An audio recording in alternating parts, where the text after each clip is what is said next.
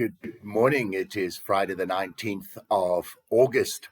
We have moved in our morning prayer, the readings from the Old Testament, from Judges through to Job, the book of Job. And today we read Job chapter 2, the whole of chapter 2, effectively verses 1 to 13. And in this we see Satan, the accuser, who comes and he inflicts Job with incredible sores. They are described as being from the bottom of his feet, the soles of his feet, right up to the top of his head. And of course, this comes after what we would have read yesterday, where Job loses so much of his animals, the farm, the wealth that he has, including his own children. But the book of Job is one of those incredible books, and you can't help but read it and think, is it even true? Is this just a made-up story? What's going on here? And you scratch your head, and then maybe you jump through to the next book because it is so difficult to understand. And I certainly don't purport to understand it fully, but what a fascinating book.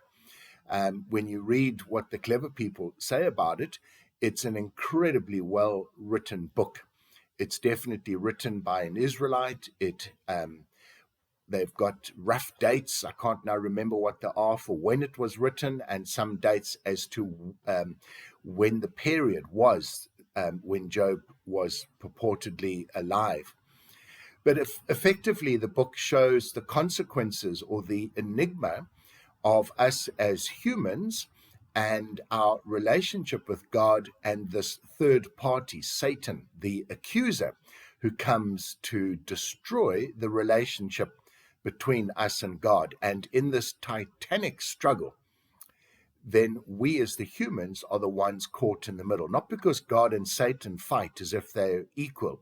Satan is absolutely nothing compared to God. And so that's why Satan doesn't attack God directly. Satan attacks what God has created, and especially you and me as humans, created in the image of God and put here as the stewards of God to care for this earth. So Satan attacks us, and in that process, as humans, we find ourselves caught in the middle.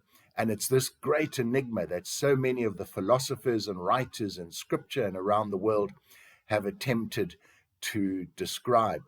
Why do we as humans suffer? Why does God, who is a God of justice, why does he permit suffering? And in a sense, the book of Job is an attempt to give an answer to that. And it's got an incredibly wise manner of dealing with it, but it's also very and authentically Israelite in the way it's doing it. Just very quickly, one would think that if God cannot deal with suffering, then maybe God is not God. Or if he permits suffering, then maybe God is not as righteous and justice as we think, that God has, as the author puts it, something of a demonic element in him.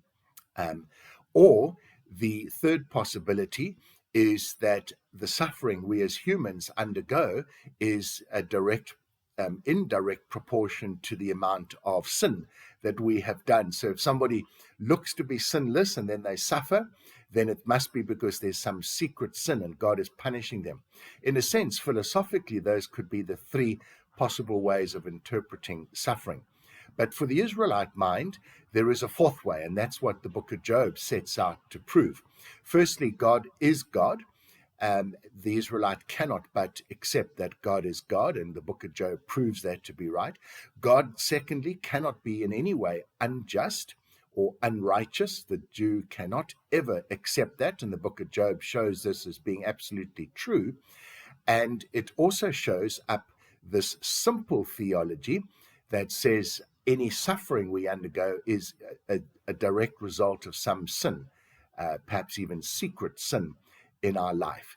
It doesn't. It simply purports to show, the book of Job, that we as humans are caught in the middle. But at the end of the day, God is God, and God's way and God's justice will come about, and we are called to simply be faithful. And so that was what happened to Job. And of course, there's a wonderful sense, in my opinion, that Job can represent all and each of us, because we can relate to this. So there is Job suffering. His friends come to visit, and they purport to follow this simple so-called theological argument that maybe Job must have sinned and he needs to confess and accept this punishment. His wife even tells him to curse God and to die and to end the suffering. And Job is seen as being righteous.